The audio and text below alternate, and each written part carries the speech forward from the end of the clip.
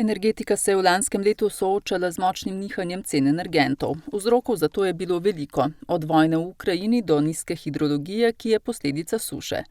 Zdaj se razmere, kot kaže, umirjajo. Bi pa rad opozoril, da še zmeraj smo na približno 3- do 4-kratniku tistega, kar je bilo v preteklosti. Se pravi, to niso nizke cene, da se zastopimo, ampak samo gledano na lani so se stvari precej umirile. Paravan je ob tem dodal, da so s porastom cen dobavitelji ali višali svoje cene ali zapustili trg, zaradi česar so odjemalci množično prehajali k njim. K nam je prišlo več kot 70.000 odjemalcev. Za te odjemalce mi nismo imeli zakupljene energije na zalogo, zato smo morali dejansko kompenzirati, predvsem to so dejansko na GEN-I uspeli skompenzirati iz boljših rezultatov na trgovanju. Ampak vse te odjemalce smo sprejeli. Na področju trgovanja z električno energijo bo dotik pod 100 teravatnih ur, kar je bistveno manj kot v letu 2021. Tudi promet trgovanih količin je bil nižji kot v letu 2020 in to vse gre z roko v roki s tem, na kakšen način smo se soočali s to krizo.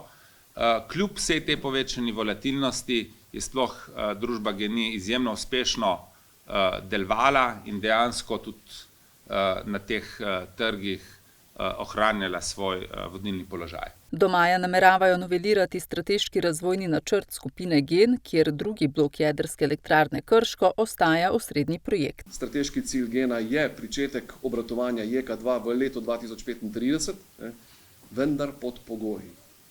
Pogoji, da postopki in izgradnja od danes naprej tečejo neprekinjeno. In kako je s časovnico? Trenutno smo seveda pri procesu objave pobude za državni prostorski načrt. Ta se odvija na Ministrstvu za okolje in prostor.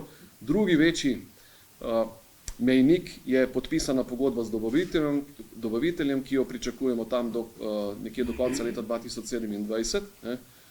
To nam potem tudi omogoča, da začnemo z pripravljalnimi deli. Od pravnomočnega gradbenega dovoljenja do poskusnega obratovanja mednarodna praksa kaže, da se projekti lahko izvedejo tudi v 5 letih. V skupini GEN, ki je v lanskem letu dosegla 4,1 milijarde evrov prometa in 23 milijonov evrov dobička, si zaradi ugodnejših razmer na svetovnih trgih energentov za letošnje leto obetajo nadpovprečne poslovne rezultate.